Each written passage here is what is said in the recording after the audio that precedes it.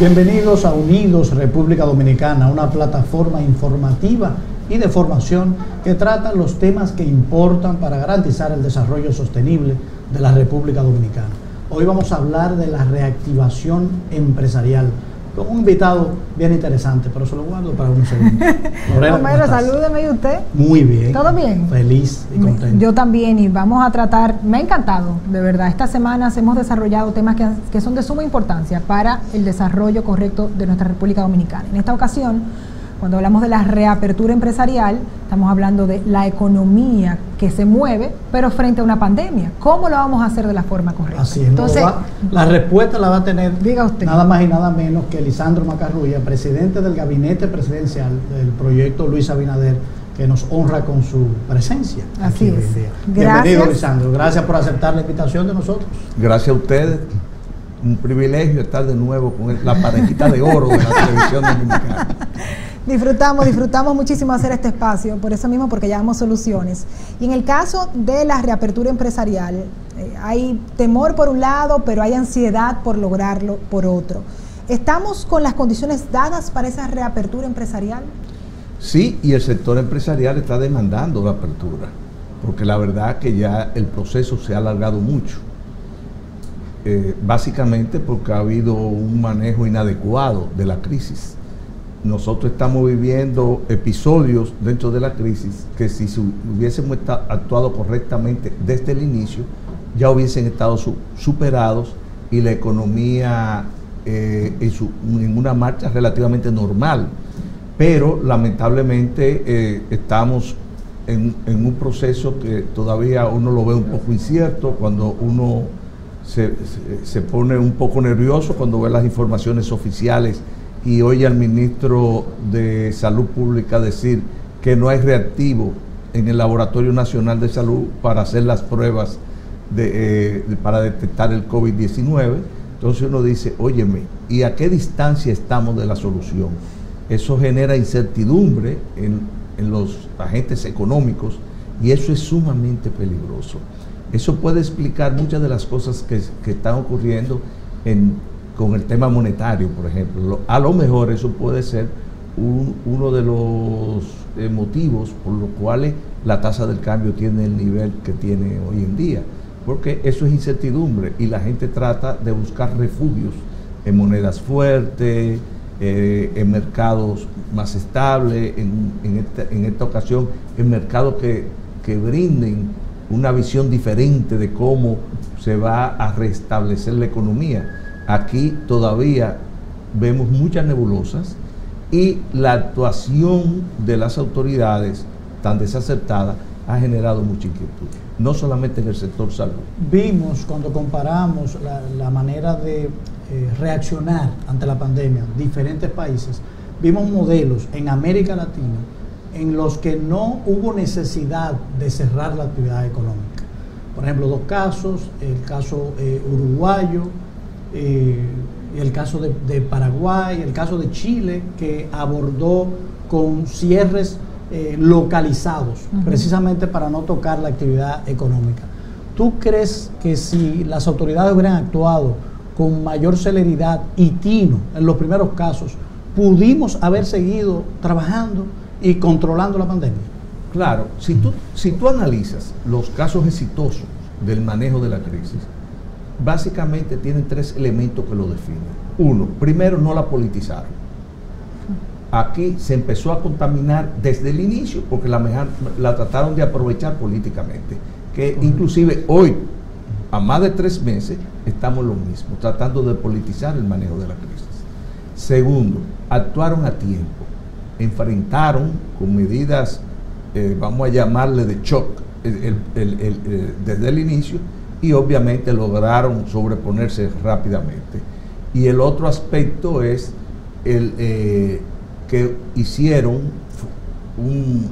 una forma de enfrentarla en el campo, por llamarlo de alguna forma, fue tratar de identificar realmente los polos donde había los brotes más marcados, lo aislaron y lo trabajaron de forma individual.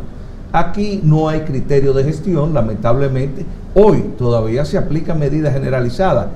Por ejemplo, aquí hay zonas geográficas donde hace meses que no hay un caso, entonces están cerrados, igual que Santo Domingo, que es donde tenemos los mayores brotes. Es verdad, entonces, esas regiones pudieran tener un trato diferente, inclusive algunas de ellas son turísticas, pudieran ya estar explotando esa actividad empresarial, esa actividad económica, pero lamentablemente esos criterios de gestión del Estado, la política pública aquí se están manejando buscando unos objetivos puramente políticos y no están pensando en el interés de la sociedad. Y eso lamentablemente se refleja en que seremos de los últimos en salir de la crisis, con un mayor costo, más dominicanos muertos, más dominicanos afectados y más dominicanos sin empleo. ¿Y cuáles serían entonces las consecuencias? Porque uno habla mucho de la reapertura, ¿qué vemos si se abre? Pero ¿cuáles serían las consecuencias si no se logra esa reapertura lo antes posible? Mientras más se retrasa la situación actual, habrá más desempleo, más negocios quebrados o cerrados definitivamente y lamentablemente más afectados por la enfermedad. Y eso yo creo que es el peor costo que puede pagar una sociedad y ese es el mayor reflejo de una mala gestión del Estado. Nosotros tenemos afectado con el COVID los principales sectores que sostienen nuestra economía y que, si se quiere, funcionan como ancla para los demás sectores. Tenemos cerrado el sector turístico. Para nadie es un secreto que genera unos 8.000 millones de dólares al año. Mientras esté cerrado, es divisa fuerte que no está entrando a la economía. Por ende, impacta nuestro sector agropecuario porque adquiere 50.000 millones de pesos al año en productos para brindarle a los turistas. ¿Cómo vamos a hacer para recuperar la capacidad de los diferentes sectores de reponerse una vez abramos? Porque hay una realidad, podemos abrir el turismo, pero eso no quiere decir que van a venir turistas. ¿Cómo vamos a reponer esa parte local de la economía que depende de esos sectores que no van a funcionar inmediatamente? No, y te voy a decir algo peor. Nosotros podemos abrir el turismo, pero la forma en que nosotros estamos promoviendo internamente el impacto de la pandemia, ningún turista se va a arriesgar a venir a la República Dominicana. Exactamente. Porque primero, aquí no se aclara que en regiones como Punta Cana, por mencionar alguna, ha habido una bajísima incidencia de la enfermedad. Porcentaje bajo. Porque aquí estamos jugando a crear temor. Pero eso genera temor. Sí, porque el temor es para los locales como para los extranjeros que tienen potencial de visitar. Y temor bajo una circunstancia que vivimos hace poco en el turismo con esa campaña negativa que hubo hacia el internacional. O sea, estamos reafirmando que aquí hay problemas en la República Dominicana. Lorena, apenas nos veníamos reponiendo de esa crisis. Y cuando ya veíamos luz al final del túnel, ocurre esto. Claro, esto ocurrió, lamentablemente, es un factor exógeno, incontrolable para nosotros, pero lo importante es que, como en la ocasión anterior, no tuvimos la respuesta adecuada. Agravamos porque tampoco a esa crisis respondimos adecuadamente. Eso sí es verdad. Hemos visto un sector que se ha mantenido después de la etapa 2, el sector de la construcción. Se están comerciando muchas casas. He visto agentes inmobiliarios decir que se están vendiendo. O sea que hay cierta actividad. ¿Crees tú que el sector construcción pueda ser el ancla de la recuperación económica? Mira, a corto y mediano plazo. Sí, nosotros entendemos que puede ser un elemento importante en ese proceso, porque hay otros sectores como el agrícola que hay que también aprovecharlo para dinamizarlo como ente económico en sí y también para producir alimentos de fuente local para alimentar la población. Porque vamos a empezar y todos saben que nosotros tenemos ya un plan ajustado. Nuestro plan de gobierno lo ajustamos en los primeros 100 días para que sea contraciclo de la crisis. Y descansa básicamente en la industria de la construcción en dos áreas específicamente. Primero, la creación de infraestructura, sobre todo infraestructura que vaya a llevar mejoría en la calidad de vida de la gente. Vamos a reconstruir y hacer todos los acueductos del país. Y eso está presupuestado, está planificado y todo bien concebido. Tenemos viviendas. Es un plan que tiene 4 escenarios diferentes. Uno, reparación y mejora de viviendas existentes de interés social, viviendas de bajo costo. Esas 2 inversiones se van a hacer, una totalmente por el Estado y otra por el Estado acompañada por el sector privado. Entonces viene 2 áreas más dentro de las viviendas que son 100% sector privado, pero con estímulo del sector del Estado, que son la vivienda de clase media y clase media baja, y ya una vivienda ya para clase media alta. Eso va a haber estímulo para que los inversionistas privados inviertan en eso. Para incentivar. Y eso es sencillo. Por ejemplo, usted me dirá, ¿y cómo usted le van a dar estímulo para que hagan vivienda para el sector de clase media alta? Bueno, lo que queremos es generar empleos, porque ese es el mayor desafío que vamos a tener. Hoy en día, en este momento, hay alrededor de 2,5 millones de personas que están o suspendidas o canceladas. Y cada día son más los cancelados que los suspendidos. Porque el primer impacto cuando ocurrió la crisis fue suspender la gente. Entonces ya hay empresas que no pueden mantener ese estatus. Porque esto se ha extendido mucho. Ya nosotros debimos haber estado, como dijimos anteriormente, en una dinámica económica que fuera mucho más activa y que ya estuviera generando valores en la economía. Pero nosotros vamos a hacer un plan para que cada dominicano que ha perdido sus ingresos, ya sea dentro del empleo formal y de la informalidad, reciba un ingreso mínimo mensual de 10,000 pesos. Eso no es mucho, pero por lo menos no se mueren de hambre. Claro, que la realidad que tienen la presencia del Estado acompañándolo en la crisis. Claro, eso no es sostenible de forma permanente. Nosotros vamos inmediatamente con programas focalizados a rescatar las empresas, sobre todo la pequeña y la mediana empresa. La pequeña empresa, que es el mayor empleador del país. Pero vamos a corregir ciertas distorsiones que tenía antes de la crisis, y era básicamente la informalidad. O sea, este país, el 58% de los empleados eran informales. Eso era una situación que en un momento dado iba a explotar, porque esas son gente que no contribuyen al impuesto, que no contribuyen además a la seguridad social, pero tampoco tienen seguridad social, claro, no hay que es lo más importante. Entonces nosotros vamos a tratar de aprovechar la coyuntura de la crisis para renacer de forma organizada.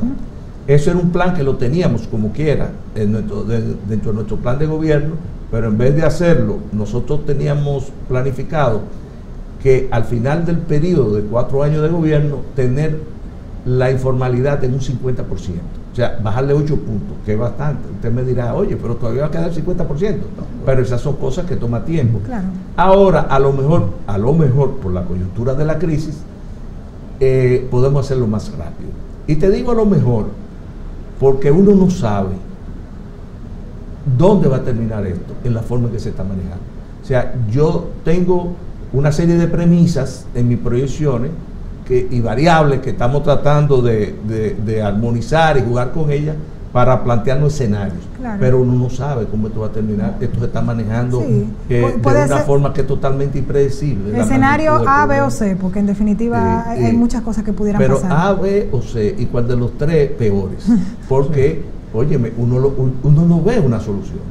Ni sabemos lo que vamos a encontrar cuando asumamos en agosto. O sea, esta situación que se está viviendo hoy en día, usted dirá, sí, pero estamos en junio y vamos camino a julio. Oye, pero 2 meses en esta situación, la gente sin salir de su casa y con las limitaciones una semana que es un problema. Mira, Lorena, y nosotros aquí, lo decimos y no sabemos sin salir de su casa. porque la casa de nosotros tiene cierto confort, Sí. pero es la gente que vive en un cuartico, 7 personas, con este calor. Sí, eso es un elemento. Sí, Donde el espacio de compartir es la calle. La calle. Claro, no, le pedimos que se queden en sus casas, pero no ¿qué hay condiciones hay para estar no hay en su casa? No se puede, es una realidad. Entonces, uno no sabe en qué condiciones este país estará. Si sigue como va, en 2 meses. Hay un indicador que vemos, el presupuesto complementario A la próxima piedra, papel y tijero yo. que sometieron de 150.000 millones. He oído especialistas decir que oí un especialista describirlo como una especie de piedra marmórea impenetrable, o algo así, una roca impenetrable, confuso que nadie entiende. ¿Cómo ven ustedes la proyección de la economía? Sabemos que la CEPAL al principio dijo que la economía dominicana iba a tener un crecimiento neutro. Tenemos proyecciones ya que hablan de un 6% negativo. ¿Cómo ustedes visualizan, con los precarios datos que tienen, cómo va a estar la economía? Mira, eso puede conectarse con la respuesta que yo te di anteriormente. Es difícil predecir en este momento, muy difícil, porque uno no sabe cuándo vamos a terminar este Vía Crucis. Y la verdad que no vemos la luz al final del túnel.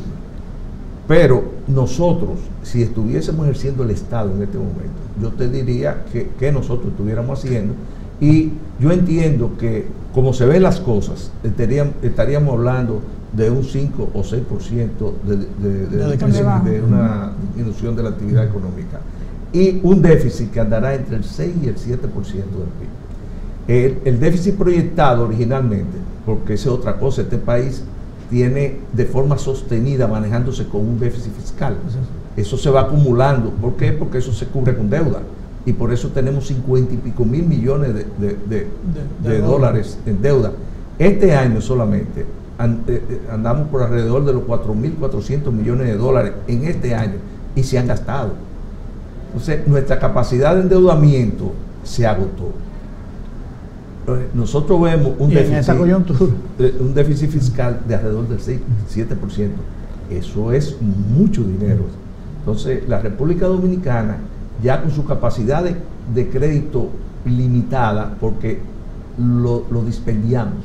O sea, nosotros gastamos el ahorro, gastamos nuestra capacidad de endeudamiento embriagado totalmente. Sí, el problema es 30 años cogiendo prestado, claro, déficit, y ahora llegó la crisis y no tenemos espacio para maniobrar. Y lo grande es que no hemos visto las grandes soluciones con esos grandes préstamos que se han tomado. Me gustaría ver, porque hay un factor dentro del esquema económico que se nos ha enseñado a verlos como los enemigos, los empresarios. Pero son realmente los que crean los empleos y los que sostienen la economía. ¿Cuáles son los planes entonces para incentivar a esos empresarios y que puedan no cerrar sus empresas o ver nuevas oportunidades de negocio para mover esa economía? ¿Cómo se va a trabajar con el empresariado? Nosotros tenemos programas específicos para diferentes niveles de empresarios. Por ejemplo, para los pequeños y medianos, nosotros vamos a buscar un mecanismo de darle facilidad para que puedan accesar al financiamiento y reponerse. Muchos lamentablemente quedarán en este proceso porque no han tenido el suficiente soporte o el soporte inteligente del Estado, porque se han tomado algunas medidas, pero no son las adecuadas. Entonces, ¿qué es lo que nosotros pretendemos? Que al pequeño y mediano, entre otras cosas, por ejemplo, vamos a crear un fondo de garantía, porque como no son sujetos de créditos, muchos de ellos están en la informalidad, muchos de ellos han quedado muy mal parados o van a quedar muy mal parados.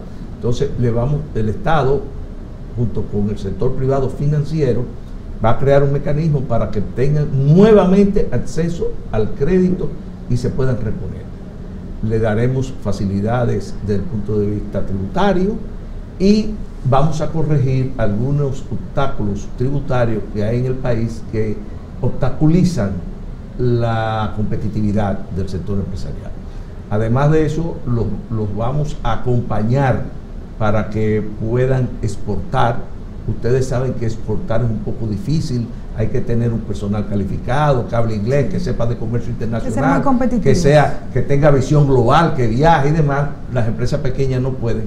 El Estado los va a acompañar va a ser el gran vendedor, el gran promotor de esa producción local, va a ser el Estado. Y eso se está manejando desde el programa de Relaciones Exteriores del proyecto de Luis Abinader. O sea, vamos a retomar esa función de los diplomáticos, que son básicamente servidores del sector comercial e industrial de la República Dominicana, para buscarle un mercado a los productos y generar divisas, generar empleos y generar riqueza para el sector empresarial y para el país. Eso andamos buscando. Sabemos que el Estado es el gran dinamizador con su inversión de la actividad productiva. O sea que muchas de las acciones de inversión del Estado crean valor en el mercado y generan actividad productiva en el sector privado. Yo tuve la oportunidad de ver los proyectos que hay en el sector transporte. Hay inversiones importantes ahí que pueden impactar positivamente esa reactivación, ese crecimiento. ¿Usted podría describirnos los 3 elementos más importantes de inversión en ese sector? Ese es uno de los proyectos bonitos que tiene la propuesta de Luis Abinader. Innecesario, porque ese es un problema. No, y tú verás cuánto. Que impacta todo, sí. O sea, impacta todo. Mira, ustedes no se imaginan cuánto. ¿Qué es lo que hemos concebido? Lo primero que hemos concebido es que los sindicalistas actuales, los empresarios del transporte actuales, tienen que ser parte de la solución. Correcto. Nosotros no nos vamos a pelear con el sector transporte, lo vamos a incorporar a la solución, porque hasta ahora no ha sido posible resolverlo con ellos en contra, o maltratándolos, porque hay que entender, o maltratándolos. Es un sector complicado, pero es complicado, pero si tú lo analizas, y yo te lo digo, yo vengo del sector empresarial que ha vivido de frente con ellos, sí, hasta el punto que ustedes saben, sí, pero hay que entenderlo. Eso, lamentablemente, como está estructurado hoy, no es culpa de ellos. Es el Estado que tiene que...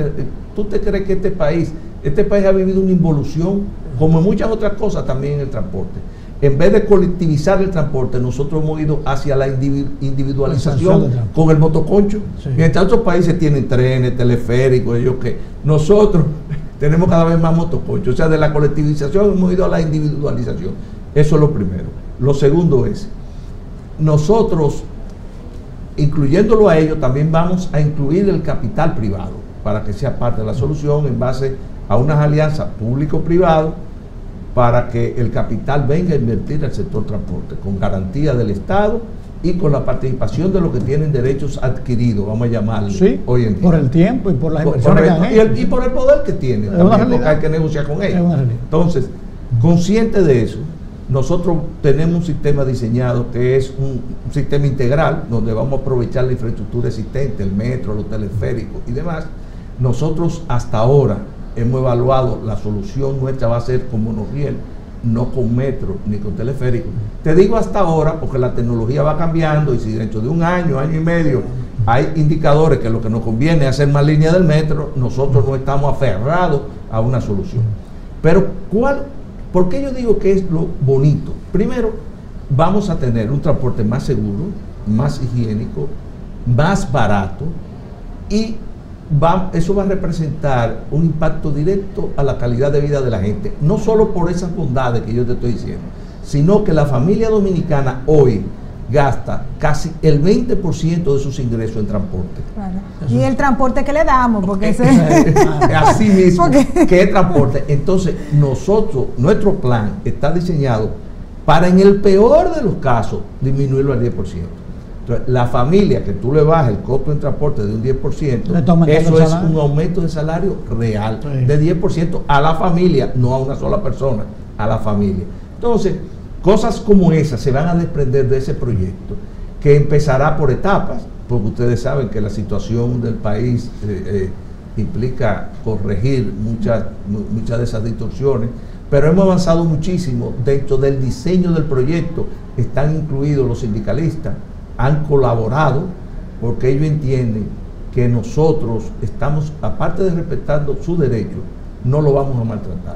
Usted quiere un maltrato más grande que el que le acaban de hacer ahora. Decide una medida de precaución por el COVID, ¿verdad? En vez de montarse 6 personas en un carrito, o 7, no sé cuánto que montar ahora, no puede llevar más de 3 por el debido distanciamiento. Pero ¿con qué lo está compensando el Estado? Correcto, ¿verdad? O sea, yo voy a dar la ruta con 3 personas en vez de 7. Y el mismo costo. Y al mismo precio. No se lo puede subir a la población. No, eso es una responsabilidad del Estado, subsidiar eso. No, ellos quieren que el dueño del carrito lo subsidie. Entonces, así no. Ni generamos que ese chofer vuelva a trabajar, ni le resolvemos el problema. No lo quebramos. Sí, al final de sí, cuentas no puede mantener el carro, la familia pasa hambre y es un desempleado que no, hasta el momento no ha sido contemplado en las ayudas sociales del Estado. Eso es importante. Usted menciona una palabra, subsidio.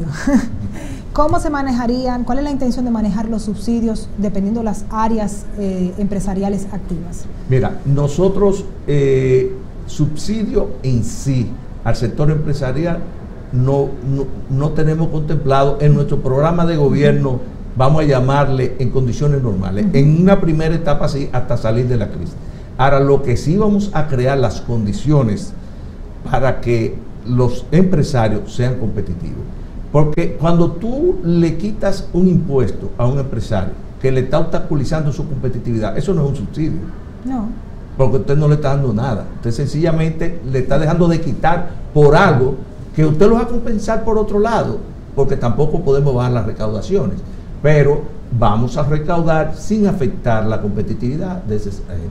Ahora, para las personas sí va a haber una asistencia social directa y ampliada. O sea, ahora existe la tarjeta Solidaridad, sobre comer el primero, todo ese tipo de cosas.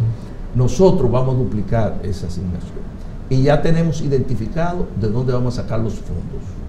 ¿Por qué?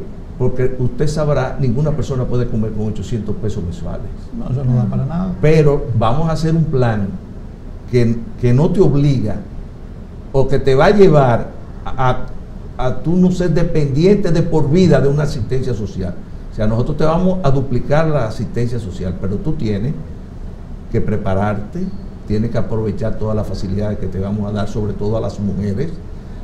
Y te voy a decir la técnica, enseñarles a pescar, porque si le damos todo el tiempo el pescado. Correcto, te vamos a enseñar a pescar. Y te vamos a crear las condiciones para que pueda pescar. ¿Por qué? Porque hoy en día, lamentablemente, nosotros no podemos pedirle a una mujer que sale embarazada a los 13 años, de un padre irresponsable, de otro muchacho, probablemente, sí, muchas veces que además de eso estudie, trabaje y críe a su hijo. Cuando ocurre eso, que pasa como con el 30% de las menores de edad, esas son niñas que pierden su futuro. Tienen que dejar de hacerlo todo para cuidar al niño y batallar diariamente por conseguir los centavos para poder mantenerlo. Entonces, nosotros vamos con un programa que va a incluir la asistencia económica o a través de las tarjetas, que va a contemplar la asistencia para que tú puedas llevar tu niño a una guardería infantil cercana a tu casa. Es un modelo mucho más eficiente que el que existe ahora. Y tu única responsabilidad es crecer, o sea, crecer como persona, prepararte, y todo eso va a ser monitoreado. Y nosotros, ¿qué contemplamos? Que haya una movilidad. Una señora va a necesitar 3 años, 4 esa asistencia, y ya a los 4 años vuela sola, ya sabe pescar, y va a tener su varita. ¿No me entiendes? Entonces, es algo novedoso, porque es un programa de gobierno muy enfocado en la gente. Vamos a mantener el crecimiento que existe económico, pero enfocado en la gente, no en la rentabilidad para un grupito de políticos que lo malusan y demás. Nosotros vamos a enfocarnos en el crecimiento del sector productivo para que generen riqueza, que los empresarios ganen dinero, que paguen impuestos y que la población se desarrolle. O sea, un modelo económico que vamos a tratar de mantener los mismos niveles de crecimiento que hemos tenido, que son muy buenos, pero también desarrollo. Que sea incluyente. En la reactivación económica hay una dimensión importante y es el comercio exterior. Sabemos que la pandemia ha cortado la actividad global de intercambio económico, pero es necesario. Nosotros tenemos un mercado, si se quiere, cautivo natural en Haití. ¿Qué se contempla hacer con ese comercio? Es nuestro segundo socio comercial, comprador. ¿Qué planes tenemos para aprovechar ese mercado natural que lo necesita todo y nosotros podemos producir todo lo que ellos necesitan, y puede ser Haití la tabla de salvación para nuestra industria, para nuestra agropecuaria, ¿cómo vamos a manejar esa frontera comercial que hasta ahora ha sido un desorden? Que ahora mismo está cerrada. Sí, sí. Lo que pasa es que hay mucha informalidad y ustedes saben, contrabando, entonces no se beneficia por la izquierda. Está cerrado. No se beneficia ninguno de los dos países. Mira, lo que nosotros tenemos que abogar es por la formalidad del intercambio comercial. Hay que trabajar duro con las autoridades haitianas en ese sentido, o sea, tratar de ponernos de acuerdo, buscar interlocutores válidos, ayudarlos a que ellos se organicen internamente para que nosotros podamos enfrentar esa realidad que nos perjudica a ambos países, y buscar la formalidad y tratar de motivar, incentivar con productos de calidad y demás que los nuestros sean competitivos, porque ellos tienen opciones. Miami está cerquita, hay una cantidad de barcos viajando permanentemente. Entonces, yo creo que uno de nuestros grandes desafíos para aumentar la exportación es trabajar adecuadamente el mercado haitiano y ponernos en condiciones. Claro, tenemos el mercado americano, que es nuestro principal socio comercial, de ese ni hablemos. Ahí tenemos que trabajar mucho internamente para poder ser más eficiente en nuestra gestión. Elevar el estándar. Pero, por ejemplo, la República Dominicana tiene obligatoriamente que ejercer su liderazgo comercial en las islas del Caribe. O sea, nosotros somos un país mucho más grande que todas esas islitas, producimos a escala interesante para poder exportar y tenemos una ubicación privilegiada. Y hace 100 años nosotros le suplíamos. Hace 100 años le suplíamos. En boletas, sí, hasta principios del siglo XX. Así es. Pero ya hay sectores, por ejemplo, en que la República Dominicana es el principal hub exportador de vehículos a esos países. Y usted me dirá, bueno, pero aquí no producimos vehículos, sí, pero lo traemos de fuera, aquí en barcos grandes, y salen barcos pequeños a distribuirlo allá. O sea, que son parte de nuestro mercado. Sí. Correcto, eso es un hub logístico. Entonces la República Dominicana tiene que tratar de hacer eso con productos que se producen aquí, buscar el mercado en esas islas y asumir el liderazgo. Nosotros debiéramos ser, así como Estados Unidos, el almacén del Caribe, de cosas, de productos. Sí. La verdad es que sí, la verdad, hay muchísimo potencial. Bueno, el tiempo no alcanza. Sí, porque tenemos otras preguntas. Más preguntas hay, pero lo que tenemos es el tiempo, señores, tan valioso que es el tiempo, pero queremos agradecerle muchísimo por estar con nosotros. Gracias a ustedes por la invitación. Y por este interesante, muy halagado con estos amigos. Aquí estamos en la lucha, pues gracias y nada, aquí estamos pendientes de abiertos. Todo. Abiertos, bueno, claro que sí. Gracias nuevamente. Compartiendo soluciones y a ustedes gracias a la audiencia. No se preocupe, compañero, todo está fríamente calculado, lo veo como nervioso. Cálmese. Gracias por estar con nosotros en Unidos. Hasta la próxima emisión.